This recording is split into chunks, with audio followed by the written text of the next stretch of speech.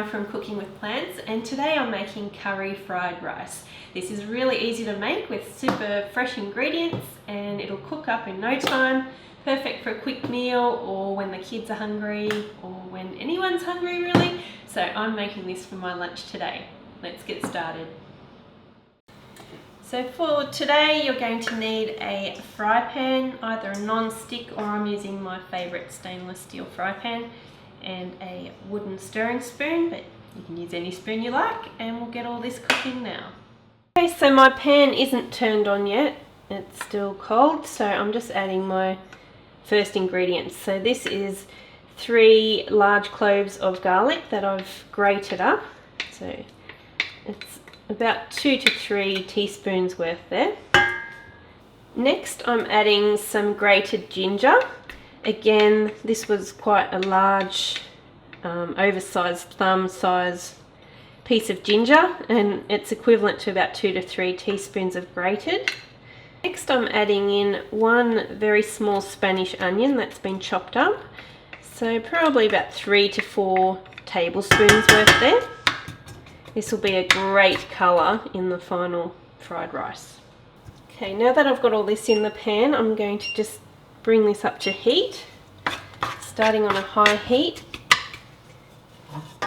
Once it starts to sizzle and stick to the pan a little bit, I've got 1/4 cup of vegetable broth that I'm going to be adding just to help to stir fry it. Instead of using oil, we'll just bring this up to heat. Okay, so this has come to heat now. Just going to give it about a minute of stirring, and I can see it's starting to slightly brown and stick to the pan now. I'm just going to add a little bit of this stock, probably about a tablespoon at a time, just to loosen it off a bit. So this is just a great way to stir fry without using extra oil, keeping it nice and heart healthy.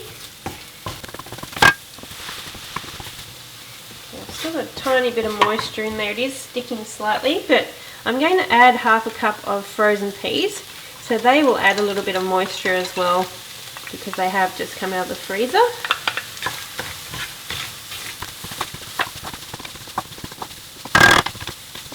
Okay. So same thing again, this is 1/2 cup of frozen corn kernels, and again they're going to add a bit of moisture because they have been frozen.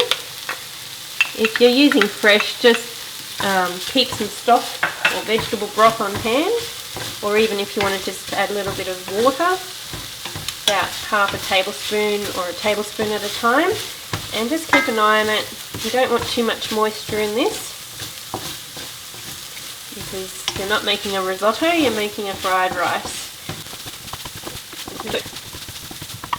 Next I'm going to add in 3 tablespoons of scallions. Now I've actually regrown these from just the ends that I had, and I've just sat them in a little bit of water for a few days, and they like to regrow, so I usually only do it a few times because the bottoms do tend to get slimy after a while, but it's a great way to regrow them and just reuse them again. Okay, next I'm adding in 1 tablespoon of curry powder, and you can use anything you like really. If you don't want to use curry powder, just put in your favourite herbs and spices, whatever flavour you like for your fried rice, and vary it up. Just cook that through for about 1/2 minute just to release the aromas, and cook that curry through a little bit.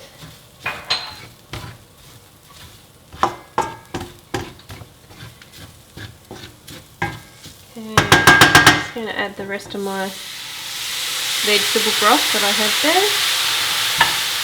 And I've had this on really high heat the whole time. I'm going to turn it down to medium now. And I've got 3 cups of cooked rice. I've got white organic, because my son likes white rice instead of brown, so this is what I'm going to make today. And just work that through the mixture. Give it a toss through. I might even turn my power off. My hot plate likes to hold its heat for quite a while, so I'll just toss that through. And we're nearly done.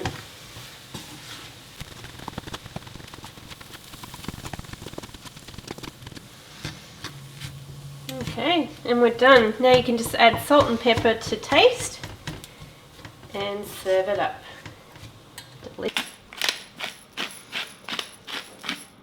So instead of salt, I am using some of this Fiesta Lime Mrs. Dash.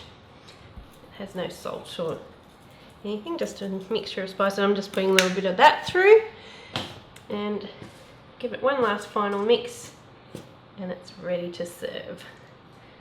So again, you can use any extra spices that you like. If you've got some of the other Mrs. Dash flavourings, put them in if you like them. Or use a little bit of salt. A little bit of Celtic sea salt would be nice in this too. Yum, yum, yum.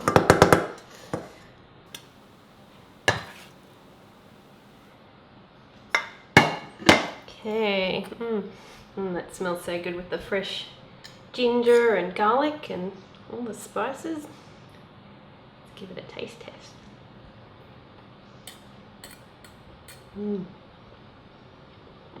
Yum, so fresh.